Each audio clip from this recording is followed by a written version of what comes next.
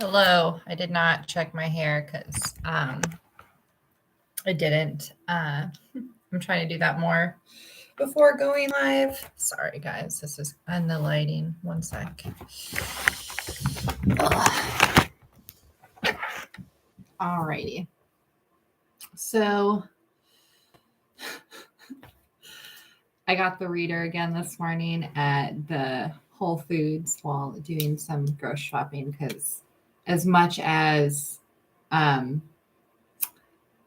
has been my experience that they're very prejudiced. Like they don't think Hispanic voters can be conservative was something in 2020. A lot of the people at the store took on that opinion and prejudice in their service and actions to me and to other people of color who choose reality in a political party who at least does what they say they're going to do, not just lies in a circle. They lie in a circle, but then every once in a while get something done or prevent the other side from molesting their children or whatever it is. I'm an independent. I've done both sides. Was very liberal. No, sorry, as a little kid, George Bush. I voted for him in second grade. I said that in my last video, and then very liberal in high school and my first time at college, and then worked for the YWCA, YMCA, saw how insidious actually that propaganda really is. It is meant to make you feel less. It is meant to make you feel dependent on them, like a victim. And in fact, welfare is to cause generational degradation. That was the purpose of it. There's a speech by the president who enacted it in the 60s. I fucking forget what it was called. The Great Society Act, something like that. Anyway, and so now I'm independent. The only other independent politician I like, and I don't like, because again, you have to have like a result. That's my standard now, is like, give me a fucking result. At least Trump gave me results. He gave $300 million to sex trafficking survivors. You can watch that video from 2017. There were 2 different laws he passed to house people who have been like gang raped and trafficked like upwards of 10,000 times. So those women, like decades overdue, finally got some justice in that presidency. Never recognized for it. I don't know where the feminists were there. Probably giving their body to a man who deserves a slap in the face instead, kind of feeding their own demise is where they were. And I get it because I have done that too. Anyway, so that, and then actually like making insulin more affordable, cutting out the middleman for insulin. That was something he said and then immediately did. Another thing Trump said and immediately did. Well, pretty much everything that he could. And so that was the first time that's actually happened. Say result, which is why all the stockholders in the mainstream media were peeing their pants and just making up any sort of clip, they're cutting their asses off, getting those clips to infantilize their narrative. Because usually they, through the popular opinion they weave, that's how they then benefit off the stock market, because they are directly, they're like insider trading opinion that they are creating. The only thing is, though, like the common person just needs to notice that and stop purchasing falsified opinions that actually degrade their children's future. So it's a group effort. Stop listening to millionaires who don't care about you or your grandchildren. I'm just going to let the lighting, no, I won't let the lighting be. Bear with me. Okay, this is going to be good enough. Fucking this wall behind me, this white, just to torture the youth wall. I'm going to close the window.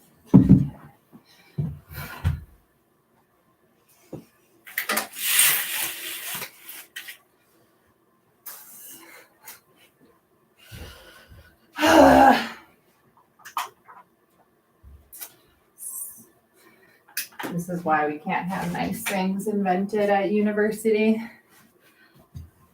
This is why.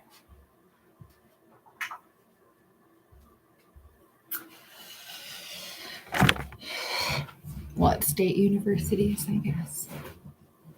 No, it's mainly okay. I just have eye problems that I need to fix myself and get glasses for. Okay. So where was I? Independent. So Tulsi Gabbard actually hasn't done anything since she was 21. What she said in a video on Black Rifle Coffee just this past week, she said she got like a landfill to not be able to operate, but she didn't actually say then where the waste went because they were having a waste problem in Hawaii. If anybody should have invented a goddamn filter mechanism to take plastic out of the ocean, those whores really need it.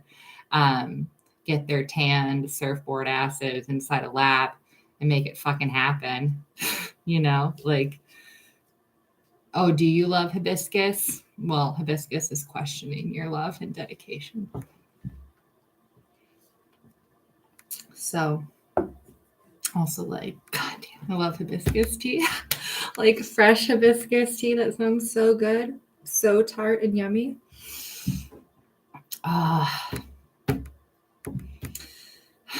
I'm trying to get healthy and do a detox. So and I'm able to finally buy like quality food.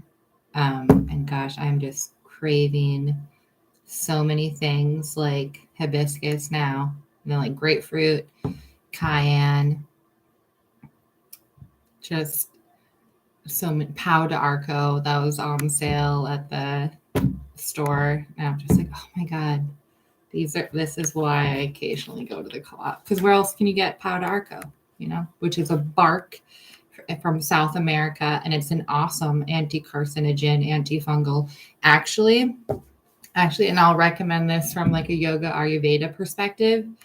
If you feel like you yourself or your child has some nasty bacterial stuff from when you suffocated them for years, I would do like a steady bit of like Pau d'Arco or a tea that is like a real virulent anti-fungal bacterial, and like Pau d'Arco is just awesome. Obviously, not everybody is going to feel the same way, but I remember because I had a terrible bronchitis infection from practicing my yoga too hard on an airplane. And so I was like, for 4 hours, very deeply, and I never got more sick. Like everybody's anything on the plane, you got in my lungs. And so healing from that, I remember the Pau d'Arco opening my capillaries back up in a way that wasn't extraneous, however you say that. Yeah, I'm gonna get some. Also, I felt like it cleaned my blood because I've been looking to do like a blood cleanse to clean my blood, which is also traditionally from Aztec, and my grandmother is indigenous. She's from Merida, Yucatan, up through Jalisco is that ancestry, and blood cleansing. And then as well as like, actually, ironically, I always forget to mention because I love debating the two together. My English side would do bloodletting and blood cleanses. My grandmother was heavily influenced by that. I don't even know what you would call it. Just by that practice. And then however it came to her through like a real, like someone who still does it today in like a super, I guess, like controlled and honest way compared to people who like when they look for meaning in their life, reach back to the past, but then don't actually like understand how to do that practice. They just put themselves in denial and, you know, like poison their children or whatever. Because my aunt, when I lived with her, had me do bloodletting. She bought lancets, and so she's got her degree at Stanford in California, just practicing PA. Hopefully not for long. After I sue her for sex abuse, and other crimes she committed against me, obviously violating HIPAA, giving her daughter lancets for her niece living with her, lancets to pierce her skin with for stress reduction because my blood pressure was too high. Because my aunt was putting me in a scenario where I was in danger. So she gave me lancets for my blood pressure. Anyway.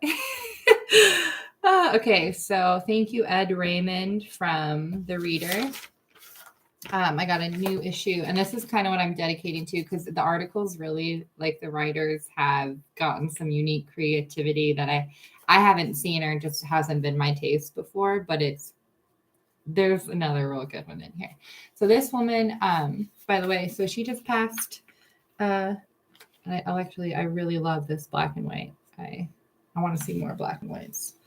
Band called Low. Her name's Mimi Parker, longtime Duluth gal, obviously. Look at that power. And I think I listened to an album, got it from the library, like Unique, takes you on like an emotional journey of like happiness and then like a bit of eeriness is how I took some of it. I don't know. When I feel like it, I'm gonna listen back to it. Anyway, so God, look at those curls. You can't see them. Maybe you can. No, the black takes it up.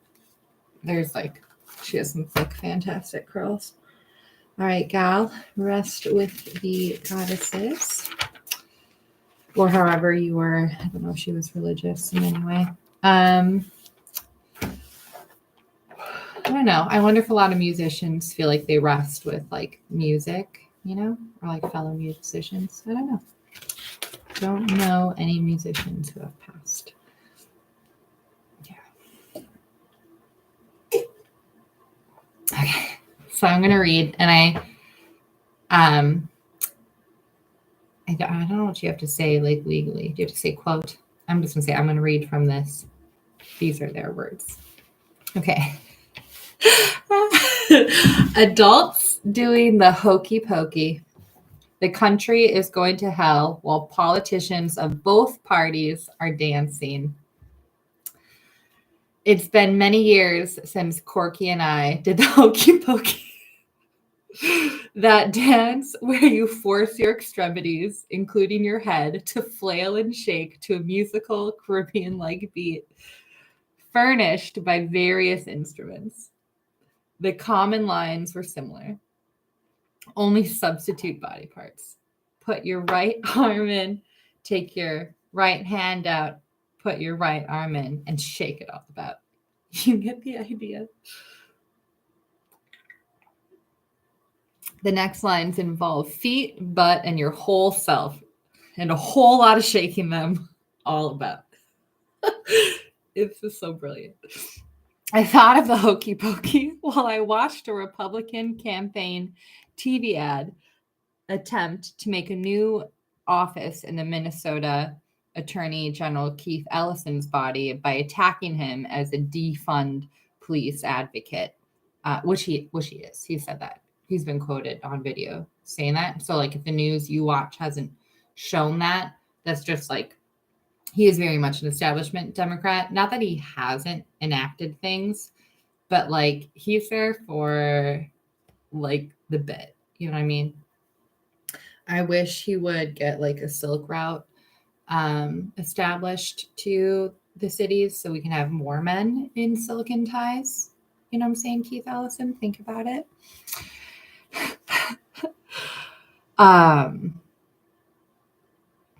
I'll forgive a politician real quick if he's like super nicely dressed, especially in some like old Americana fabric, like real silk, like a thick tweed, like a real cotton.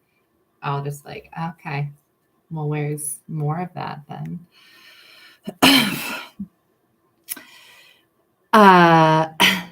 The right-wing ad then attacked the paralyzed left wing for supporting diabolical policies. A politician with a paralyzed right or left side with half a left or right brain can't do the hokey pokey. End quote from Mr. Ed Raymond. I thought that was brilliant. You should read the whole article.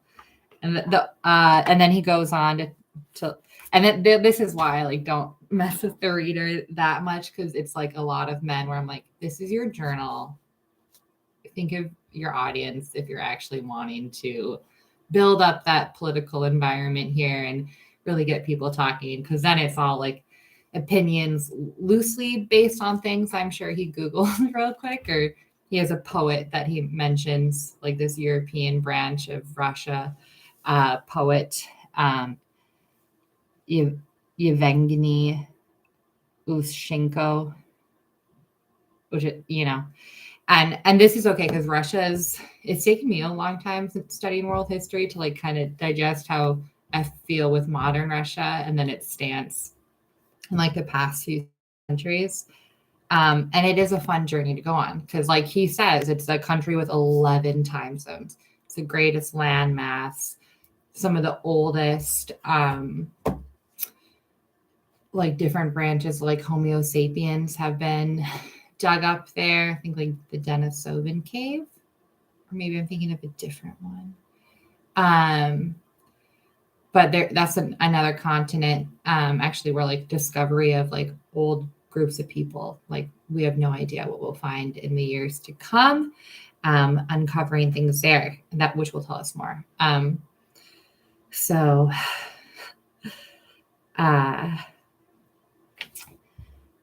I wanted to add and then like question, because then he just goes into, so you had this brilliant, and then he goes into like trying to talk about modern politics, right? Because people want to be involved. Only like they keep going off of a narrative that's already there for them. I'm like, stop. Somebody's selling you to get them to follow you. Hokey pokey, right? You know what I mean? So he like kind of doesn't follow his own advice, which a lot of older men don't. And I wish they would, because they have great advice. It's like, no, consistency, babe. Okay.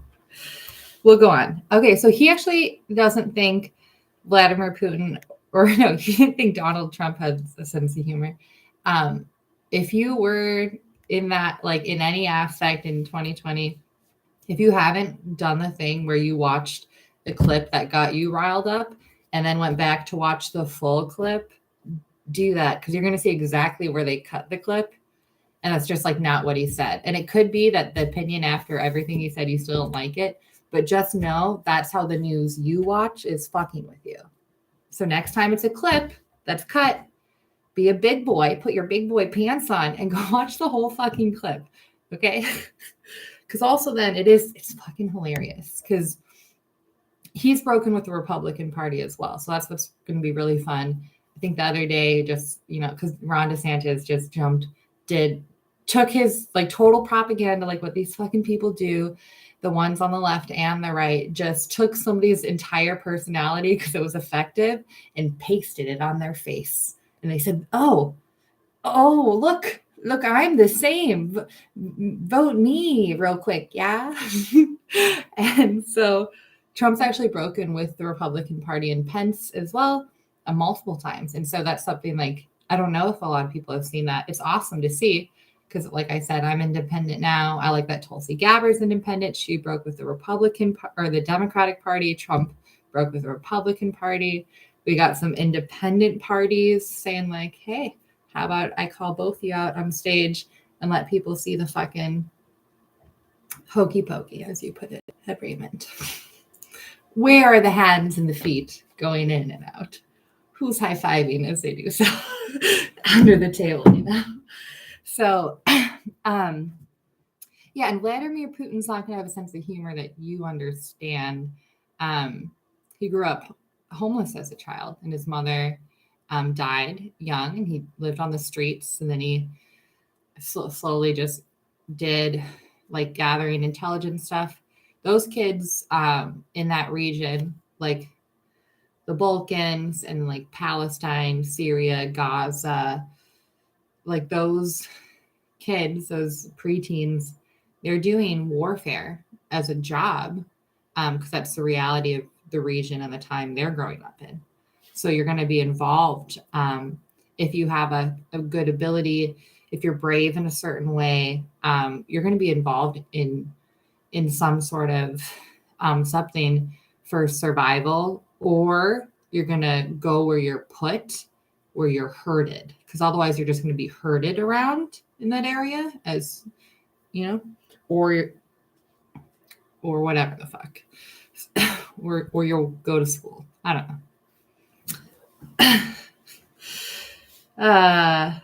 But it's definitely like a lot of like people don't understand, and this is something I grew up like really being interested in actually, is like how many kids were involved in warfare, like in Africa, learning about, it was like this kid's family, I want to say it was Somalia, and they owned a bakery, and it was like a great bakery, like they made the best like fresh bread in town. And then a warring tribe is coming to claim territory, and this is like the 90s or late 80s, and then so this boy who was like just loving being a baker, all of a sudden he's seen other kids whose job it is to hold an AK. And so people don't think that as much, and I wish they would. Like, you're the most powerful child here when you're born. You're also the safest child here when you're born, because you can't or you shouldn't go to warfare until you're 17 or older, because that's the law for the military. And if somebody's forcing you into warfare, they're selfish parents. They actually hate you. They want to use you as a slave while brainwashing you and telling you you're a slave to someone else when you're in fact a slave to them. Obviously, I'm talking about the children of gang members like myself and there's a lot of American children who've been born as slaves to their shitty gang banging parents. Gang whatever parents, not everybody's banging. Some people are just like betraying their nation in other ways. And children. Anyway, back to Ed Raymond's Hokey Pokey.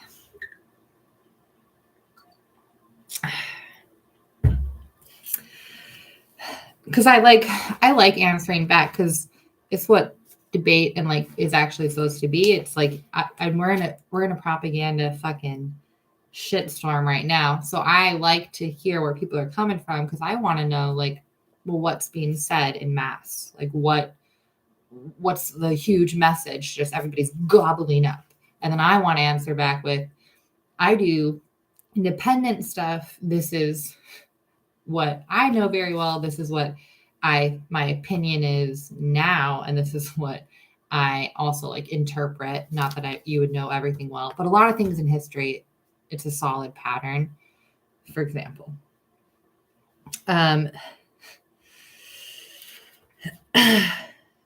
first of all, this poet who he's calling Russian, and by the way, he's referencing a bunch of Russian names only from like the past 300 years of Russia.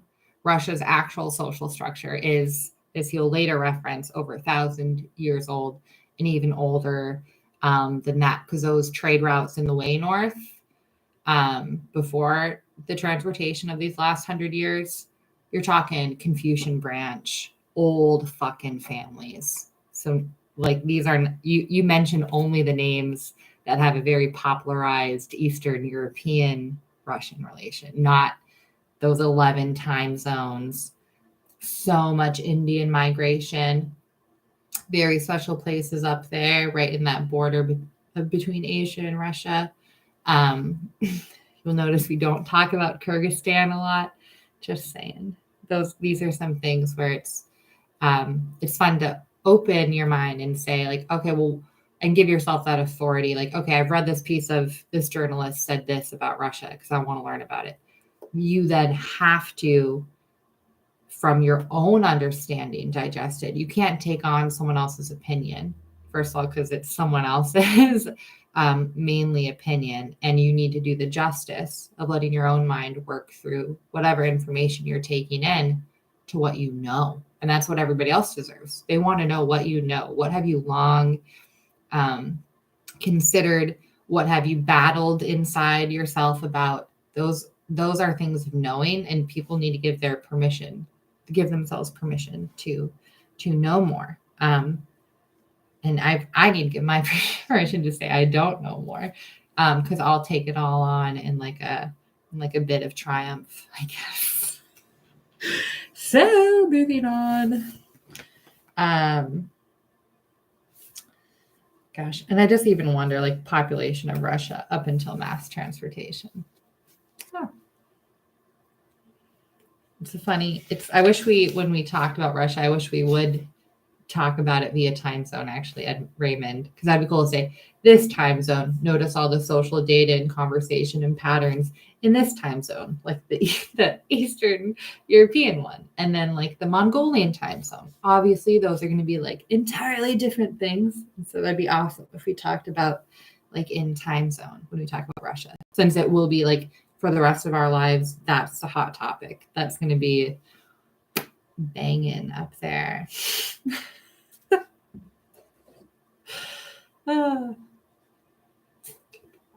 Change is good, as long as you're letting your will be a part of it.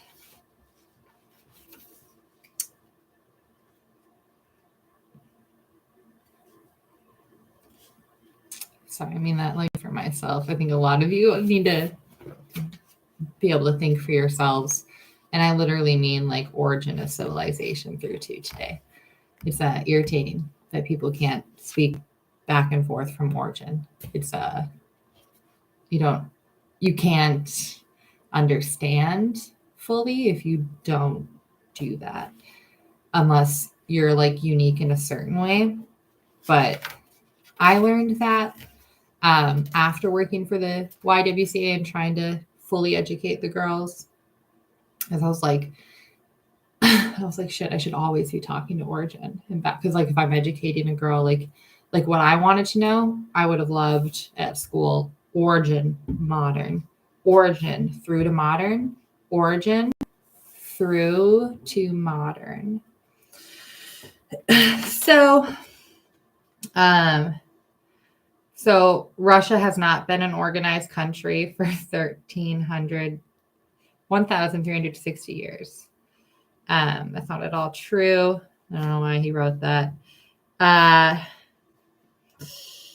Also, Russia it was constantly being stolen from some of the greatest scientists, musicians, like Black people in America, came from the backwoods of Russia. And so they would crawl out of those very special places in Russia, come see what was popping, like in the late 1700s, where it was like chemistry. Want to own a country?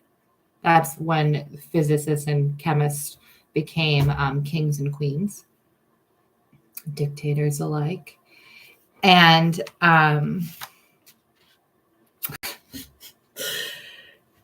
so when they noticed that certain group of people from the very brutal cold who survive tremendous harshness have a special skill for alloying metal, the Prussian Empire, who like just would sweep a metal skill like it was their day job, didn't like that. And so there was a lot of espionage. And then of course Prussia, literally being like the most cousin empire to England, would just be like, all right, well, we can't let them interrupt our relationship with China, or whatever this, because they're like at the time they're like melting inside themselves and like degrading slowly, mentally, physically, emotionally, morally, And so they would go fuck up their shit and steal a lot of Russian stuff, keep them out of like. So, for example, you would say like this pianist is the greatest pianist, or this musician in Europe, this is the greatest. But then actually, there was like a much greater class of musician, and yeah, you guys get it. Russia though is and it is split up by time zones. And then something I looked up on YouTube, I would love more people's opinion. They're called the Silovaki. And so, because it's like a mobster state, right? Because you're not going to need a large government for those small pockets. And so they're run by like tribal sort of, or how gang, tribal, however you want to put it. Maybe some do have like a special national, like I said, with that ancient bit. So there's probably some people copying the ancient bit, and then there are those actual people still from that old. I'm just gonna keep saying trade routes. I think that's a really good way to communicate to what everybody wants to do right now, which is get better quality things, cheaper things, and more of them so we can build wealth. So I'm going to keep, and it is more accurate. My Aztec ancestors would say, just say trade route. So this trade route, massive land. By the way, I watched Top Gun for the first time yesterday, and it was, the 80s have been giving me so much comfort and like understanding for how the generation above me has done nothing to protect their children or grandchildren from this onslaught we're in right now. In fact, they fed it. And then I watch movies from the 80s and I say, oh, well, okay. But also like with Top Gun, it was telling you like, hey, you think this pilot gets to say what kind of plane he needs? And it's funny with like the death, because that's the bit I've been on since watching the maintenance flight of the Lockheed Black Beauty. But so the opening scene, he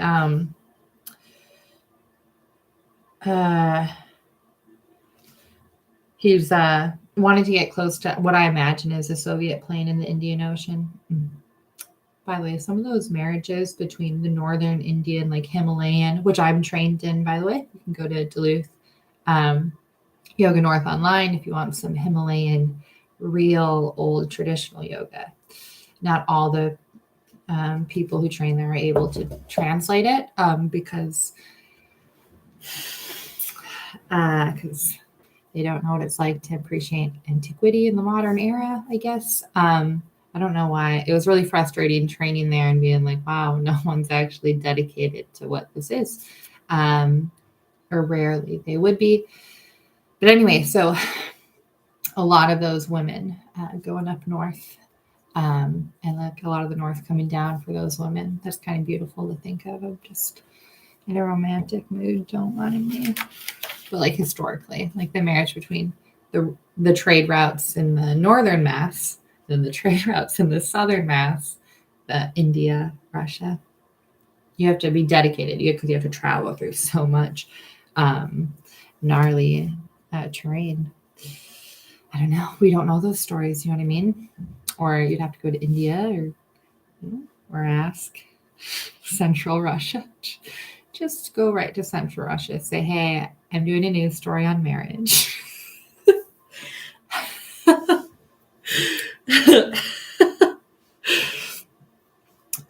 Don't do that. I'm kidding. Don't do that. Well, in India, I'm sure you travel to northern India, so do that one, I guess.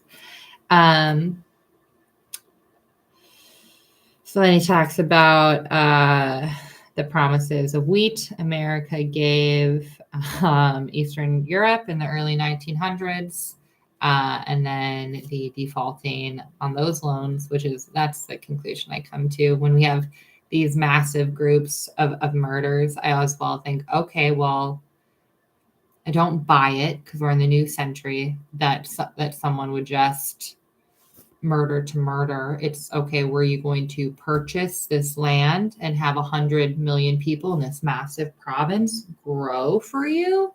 Because remember, in the late 1800s in America, the region I'm in right now, most millionaires per capita, a woman, I forget the fact she told me, I'll remember it later.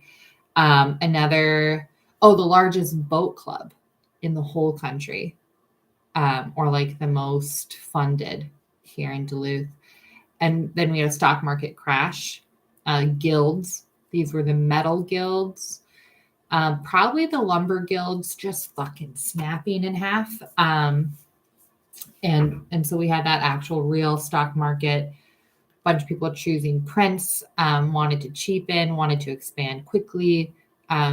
We got some gnarly toxic chemicals in our system at that point. And so when I read about like, so he references Stalin 24 to 53, killing millions of people. But then I do wonder, is this a starvation or fertilizer scenario? So are you going to gun down people, make a bit of fertilizer, or are they going to all starve to death because they didn't get their railway shipment of seeds to go through that rotation? Did the journalists not show up? After our stock market crashed, did all those relations did somebody get wasted and then forgot that they owned the promise of $1 trillion? You know what I mean? Because this is something at that time, an American in a prolific position or in a club of a that made itself a certain point would do is they would just say, "Gall to the wind." What? And then it's like, oh, yeah, no, he murders people. It's crazy. We don't know why. But we're going to make you all afraid to not question what we were doing at the time. That's what my theory is for that. Just because, like, you're trying to build something for yourself. Like if you're a Stalin, if you're somebody who's coming in not from royalty, right? Because the Romanovs had gone, murdered, sold, whatever. So it's like that's not like a good strategy, and that's not something like a person from that ethnicity or religion would have strategized to do at the time. So it makes you wonder. Also being able to fuck with those people again, if you're like that class of Americans who's actually failing their country, but you see an opportunity to put it on somebody, and you see this vulnerable group who want to become West. Maybe they just learned English, like an Eastern European group just learned English. That could have been the experience with Stalin. It wasn't hard, especially because there are so many beautiful women who would get involved in this, like innocent, like little girl, like looking like Hedy Lamarr, like I have this wonderful painting print up here. Like the look of complete innocence to sway the masses. That was something that was used in propaganda in the early 1900s too. Just open your mind to like other patterns, because first of all, I want more people to talk to in the future about intricacies and not just the same over and over every day, the same narrative you're paying to be told. Okay. I appreciate this. And by the way, I don't even know if Russia called itself. Like, I wonder, because that's like another thing is like, I feel like I've heard this about Iraq and Afghanistan. I definitely have, is like the people there would just like, we've never called ourselves this, but we all call those people Iraqis or Afghans. But that, like, for most of those tribal people, what are you talking about? I have a last name.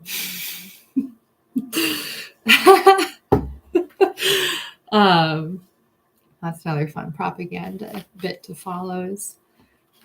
Yeah. Okay, so, and again, I want to look at Russia as in like certain groups and then trace out these certain groups, because Russia's never been en masse this unified group. You make that point again at the time zones, and then you give Vengi, you're going to have different people with like Islamic backgrounds. You have the Coptics, Orthodox Christians. You're going to have Russian Jews. That's going to be a very certain political class throughout Russian and your Eastern European history. And you don't mention the Russian Jewish thing at all. So also remember, when this never happened in war, and it has to be recognized, because if you want to understand, you have to tell me when when this has happened before in modern warfare. It's like the past 200 years. Modern, I don't know, what would you do for warfare? Well, because there's nothing really like the past 100. I would say like maybe sub-modern, like 200, and then modern, the past 100. But I think you would already be strategizing actually in the past 200 for the coming one, because you have, like I said, after like when chemistry hit the European market and the kingdoms in the late 1700s, as with the ability of physics to just completely dominate an empire, everybody who was able to do or see that as like, this is going to be, if you want power and control, what you have to be up on, that they would have already had these blueprints and strategies to combat, like, and that's all you would have spent your time doing. So modern really would be warfare, since chemistry and physics, late 1700s, go, get to the top of it. Or at least strategize and sabotage when someone else is getting to the top of it, which we have been doing since the late 1700s. So modern warfare will go with that definition.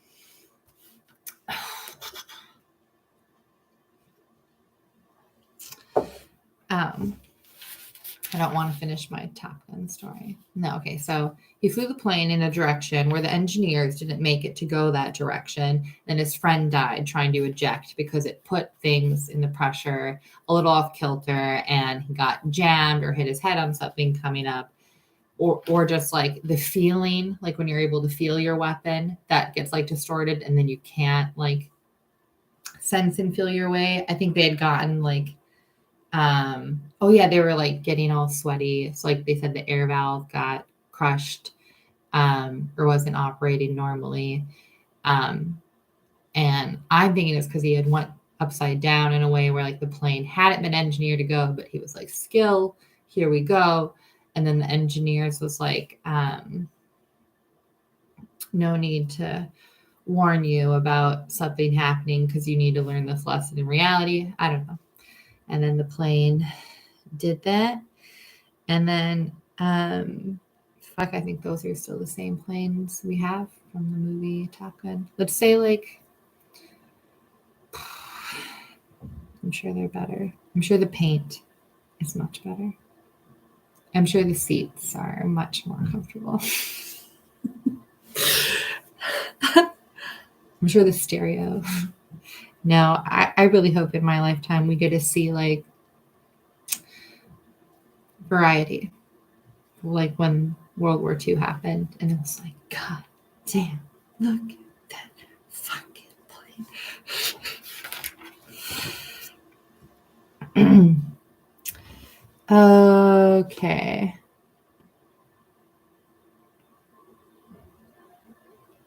Oh, he talks about Jews. Again, though, he doesn't know to like talk about what kind of Jews, or like where these Jews are actually coming from, which is annoying. And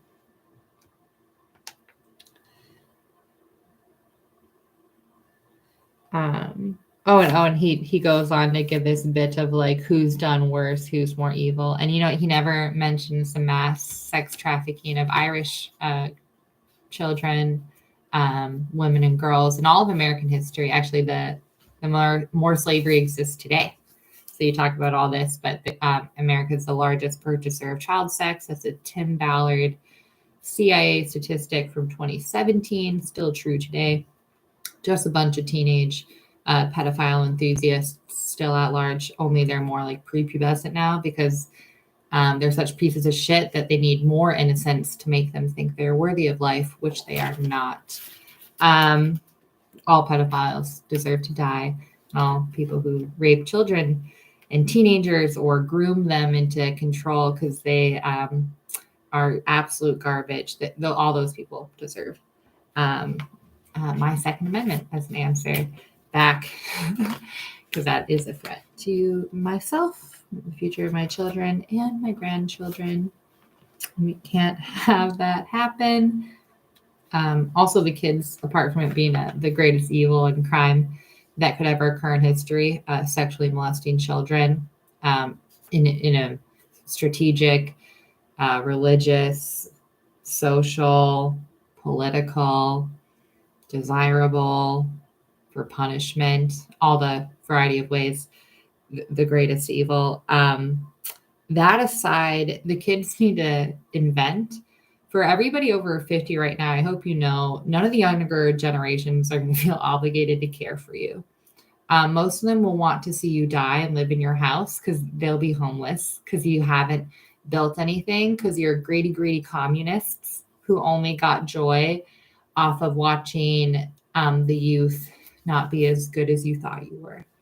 And that's the result of what is happening right now. If you're 18 and you really need to get out of the horrible scenario you're likely in, because like half the parents are absolute garbage, and just again use their children to live through them, live off them, what have you. That's kind of what parenting has evolved to in America. If you're a kid and you need to move, like, yeah, cool. Way to think of like, oh my gosh, like no need to prevent a bunch of homeless youth on top of the already extraneous child and teenage rape. But hopefully Ed Raymond will start talking about that as he tries to think he's a valorous man. But hilarious, very creative introduction, Ed. Loved it. Also, don't stop studying Russia at Eastern Europe. Don't be afraid to go to Mongolia and say, hey, how does Mongolia side Russia relate back to St. Petersburg, Moscow side? How does the central part? Like, don't be afraid, because you only give me a very actually prejudiced view of Russia. So, and I kind of want to hear, like, don't be afraid. Go to antiquity. You don't need anybody to give you permission to go to antiquity. You just go there. It's like one of the best ways to win a debate too. If you have a point you're trying to make, if you can make a point in antiquity, oh, I love that. Because then I myself am like, fuck. Now I need to go look up that one if I don't know it before I'll even. Well, I might answer back, but I like that, getting beat that way.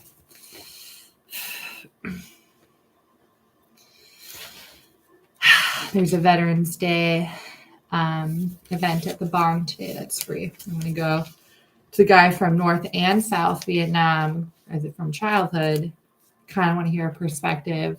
I want to know what they were, what was being traded, firstly, between France and Northern, apart from opium, and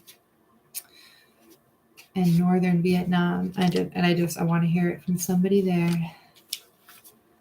I want to know actually what the food, like what was like the fruit or like the, I just wonder those things. Or I'm just going to listen to him and not ask a question. It'll be nice. I haven't gone there for like a Vietnam thing yet. I've just, for the Korea thing I mentioned, World War I and II. But no, I haven't done a Vietnam thing there. So that'll be cool. All right, that's all I have for review. I'm going to go enjoy the rest of this newspaper. You know what? And have some food.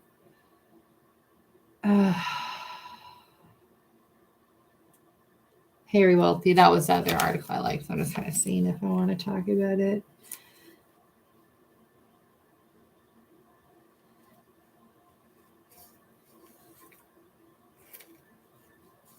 I like that he makes this point. If you can't see it, and he's talking about toxins in the variety, like some of the worst ones, like the PFOAs, the forever chemicals, the largest endocrine disruptors, and he does talk about male amphibious creatures turning female because of these hormone massacreists. They'll just murder the hormones of an animal if you haven't noticed.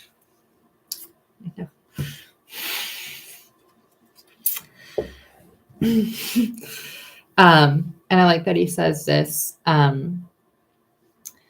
You can't see plastic micro pellets in the ocean. You can feel them though. You can't, well, it depends. You can't see the forever chemicals, which turn male frogs into females. If you can't see it, how can you trust science? So science isn't a thing to trust because it is a method. So science isn't it's a method. So you observe, you experiment, record, repeat. So science can actually be insane in itself, and it obviously is. And people figured that out and exploited the shit out of it these past couple of decades. Because science, I can say, if I throw this pen backwards, or I'm going to observe throwing this pen backwards, how many times is it going to land within 6 inches of, like, let's say, like the radius of where the point lands? Okay.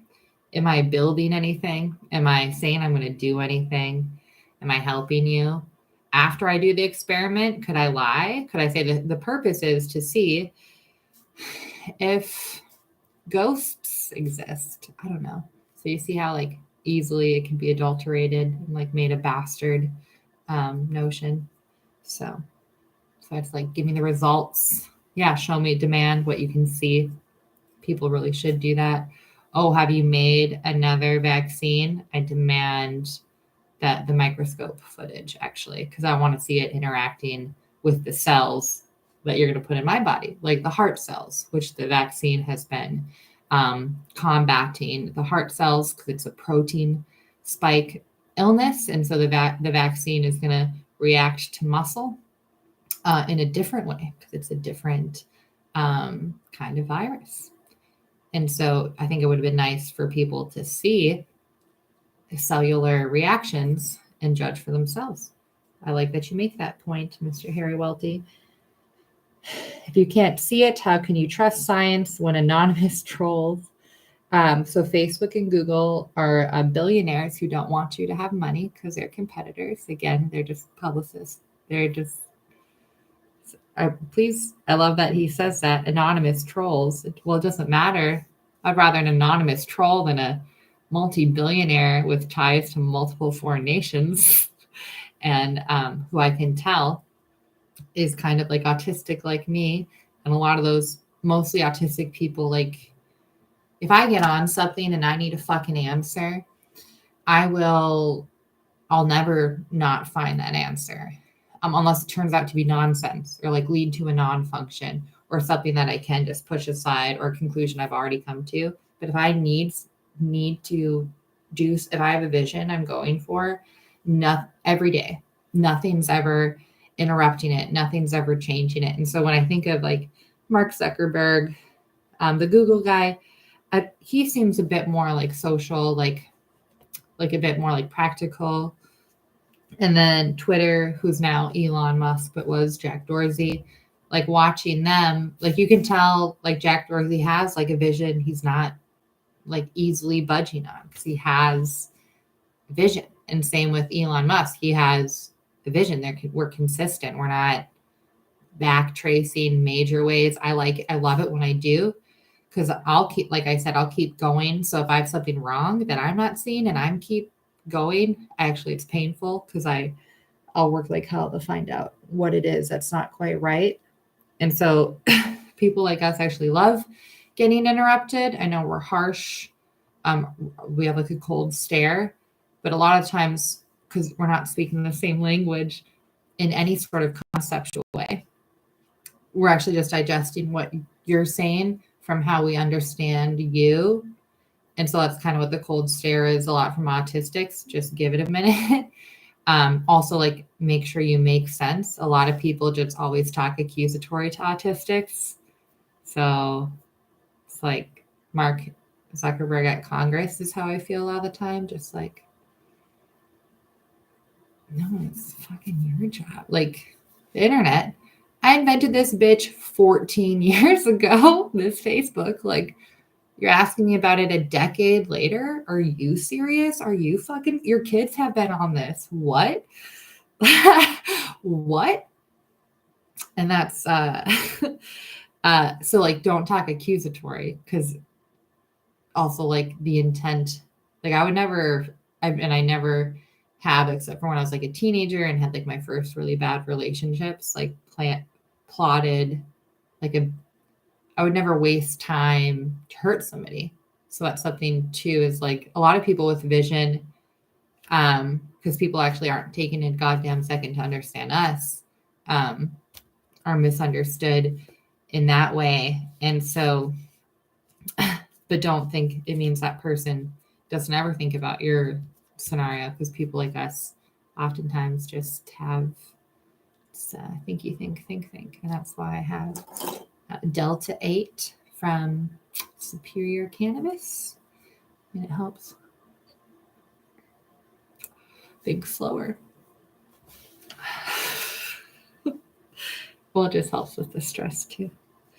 Anyway. Yeah, so nothing on Facebook, Google, or Twitter is real. These aren't utilities. They're companies to make money off of selling you a publication.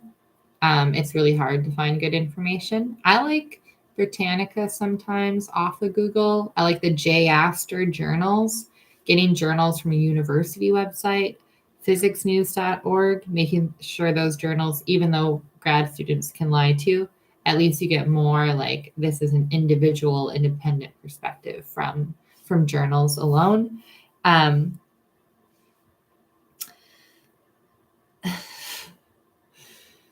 Okay, so he's on it about the energy. Okay. None of the people who talk about energy efficiency talk about physics, and you guys need to start, because if you actually gave a fucking shit, you would learn it like a simple fucking physics. So at least you knew when a technology was about to rip you off, like the solar panels and the wind already has. So like just a basic fact, and like again, give yourself permission to have your own observation. I want to know, and most people do know, what do you observe? Not what are you repeating someone else having decided for you or to influence you. Well, I want to hear both, actually. Okay. This one, I've liked some of his too. No, did I read Harry Drabek's last time? No, there's a Harry Welty and a Harry Drabek. Okay.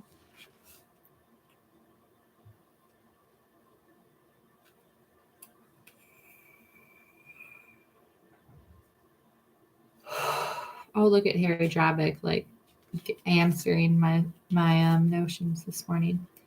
Social life is complicated when what's said isn't what's meant. Yeah, doublespeak. I just learned that notion this last year too. So like if you're doing politics right now, look out for doublespeak.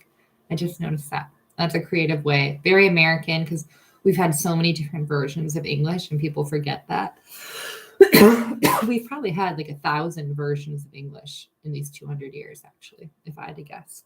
If you're a linguist and you get this video, please answer me. Accents, probably like upwards of like maybe 100,000 accents actually by now. That's fun to think of.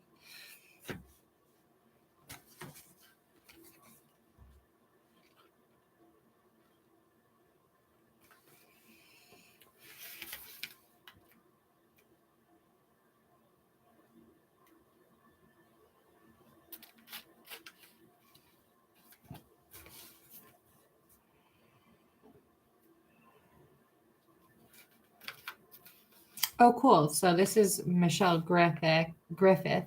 Haven't read one of hers yet that I well, at least cared to. So where's this out of? Okay, Park Rapids, Minnesota, former Carnegie Library and Enbridge office. Awesome. This is so and I said this in another video. Superior Duluth, the Twin Ports, is a photocopy of Kalispell, Montana. And also you should look through Butte, Montana. There's a Carnegie Library in Kalispell, Montana. Super cute building. Awesome pieces of architecture to see. And so I just love just like anything that I can tie from Minnesota to Montana architecture wise to build my history of the area. I love it. Of the region. Because like I was just telling a classmate this morning, because the notion came to me as I'm looking to grow and find things to inspire and motivate myself moving forward in this what's been like a torture lately that is just a repeat from my childhood. So it's like, redundant.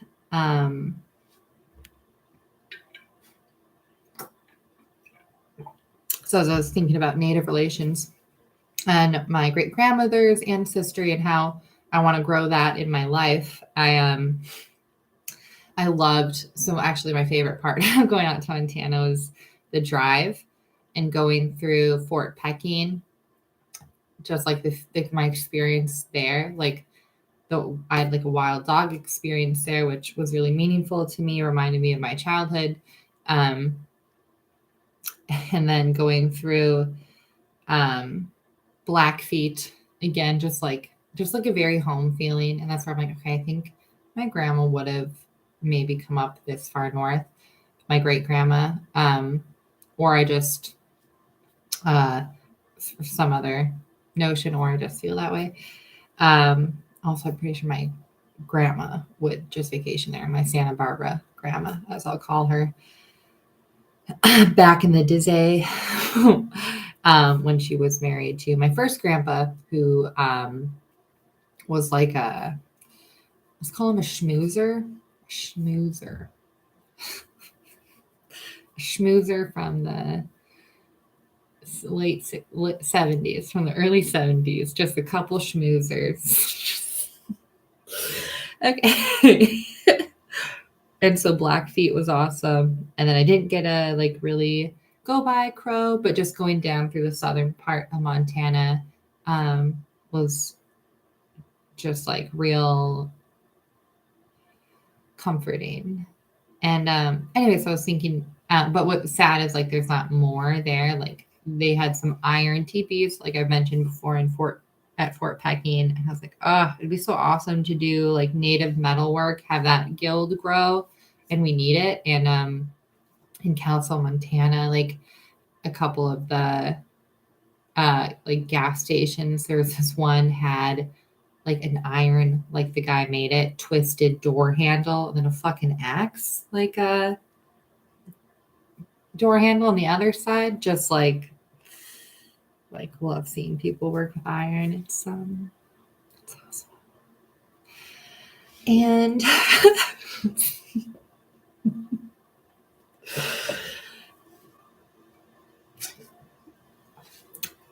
and so here, talking to like the Ojibwa, who haven't been like the most racist, terrible fucking people, and it's always been the women. Like the men, totally like fine, like relations. But growing up here, the women are, I'm like, bitch. First of all, you're 80% white, okay, and you're Irish. Like I can see how Irish you are, and also like this is like they talk nothing of growth. They only talk degradation.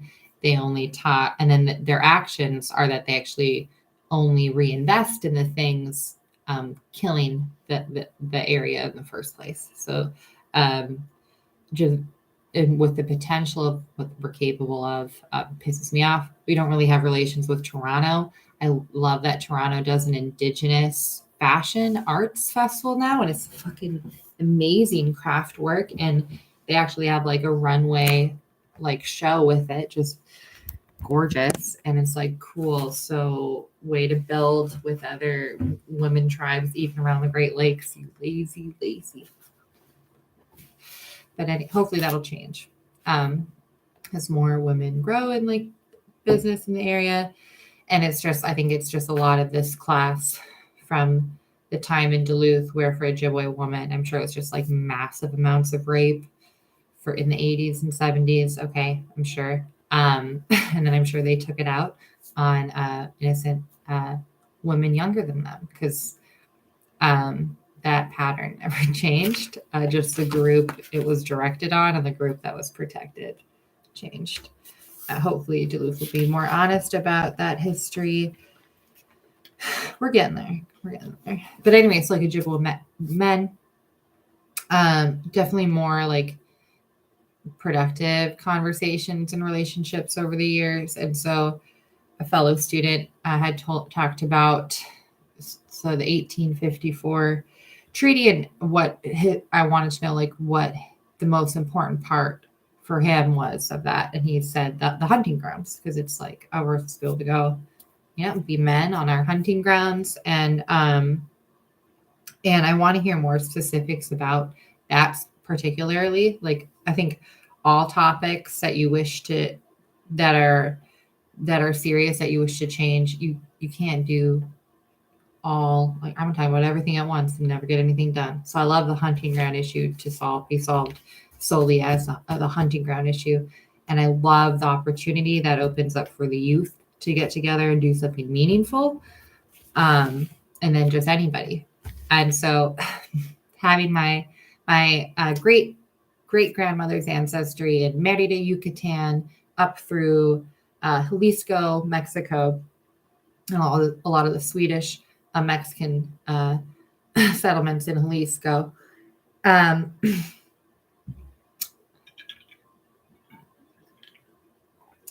I'm actually really excited about this. And actually, for all the things I think of to mend society or to move us in a direction more independent American, people actually have their goddamn fucking rights, that sort of thing.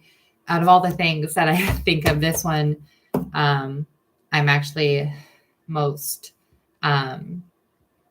hopeful for, and actually being simple enough and then great enough an idea to motivate and move forward.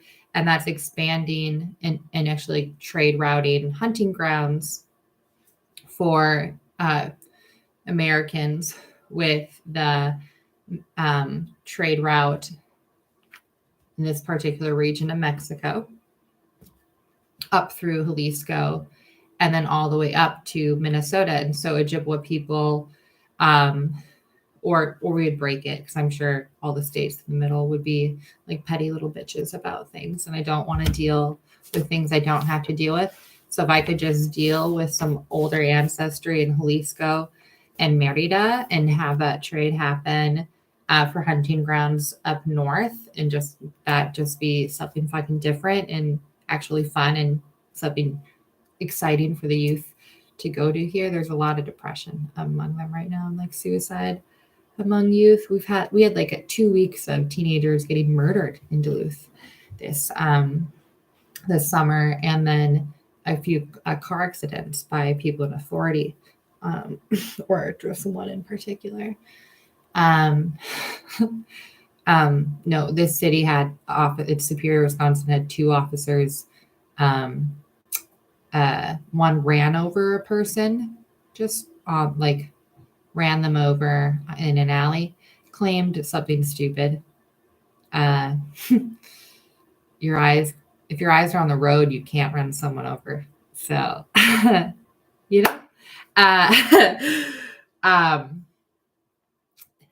where do you need to look in an alley? If you're in an alley, and why do you need to look at the brick? You know what I mean? Anyway, whatever. I'm sure, people make mistakes. And if you had to take the vaccine that slowed cognitive and cardiac function, well, then you're not really at fault if the department made you take it. So anyway, the other officer straight up committed manslaughter against a vehicle full of like people under 23, killed the 23-year-old. And so that was this part of the city. And then across the bridge, we had 2 weeks of teenagers shooting and murdering each other. So that's the first time that happened. The police department responded right away, which was good. Like, can we recognize that like a bunch of kids are killing each other, and like that's going to be our problem? And they switched police. I don't know how that's gone, and I don't know any of the details except for like if there's ever a scenario where it's children causing harm to each other, the adults in the city have actually caused that problem. And I think that's a fair conclusion to come to. So what would be great is if for up here, and I would just love to connect back to that part of my family in Mexico, because I don't have connection to the evil family that that trafficked me and wanted me to be whatever they were putting so much time and effort in to do. I don't know. But to reconnect with at least somebody in like a second, third, fourth generation would be awesome. And then when my cousins are ready, when we're older, that would be cool for some of the ones from my immediate family growing up. So hunting grounds in Mexico would be so awesome. So historically, there hasn't been a lot of game in Mexico.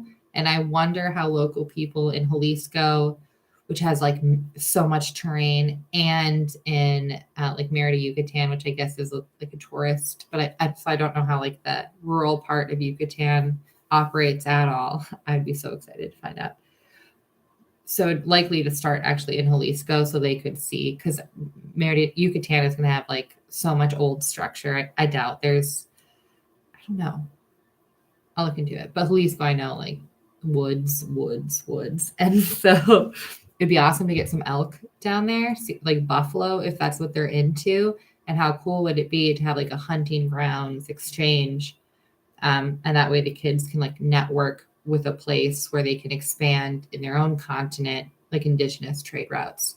And that was something I was actually like, fuck yeah, because that would be just like going to have a conversation, migrating some livestock, and then whoever would, and it wouldn't be hard to find like a male or a group of males who had more experience in arms, setting that up, including the Ojibwa themselves, I'm sure do.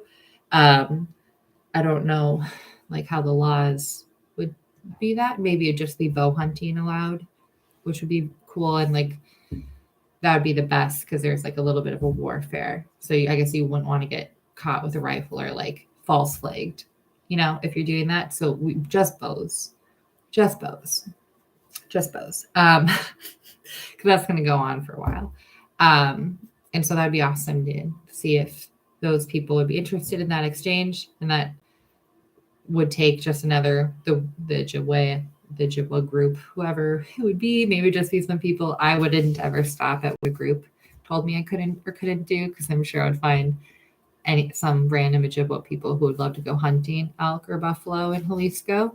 And I'm sure I could find some old cousins in Jalisco, some Swedish Mexicans who would love to come up here for our different seasonal huntings. And so that would be a really awesome exchange. And then it gets that conversation about hunting grounds going. And I really think American kids need that experience right now. They need to have that purposeful something else in nature that they do regularly. And I'm gonna end my stream on that. Go eat some food. Oh, I was talking about, okay, so they bought this treaty rights museum is what this place in Park Rapids will turn to. And so that's awesome to get something in brick and mortar. That'd be fun to check it out. My guests always, I always forget, like people up here do a lot of like Dios de los Muertos. So I guess this place did do a Dios de los Muertos celebration. So, they bought 700 acres of farmland. Cool. Very cool. So I wonder throughout the state, I guess, who would be interested in building that relation with Mexico. I just think it'd be so healthy. It's also preventative. If you have a strong connection with a province that technically your country doesn't have a border with anyway, that's a safety net, and that's more of it actually just an opportunity, but it's also a safety net because that's diplomacy. So alrighty, thank you all for listening. When you do.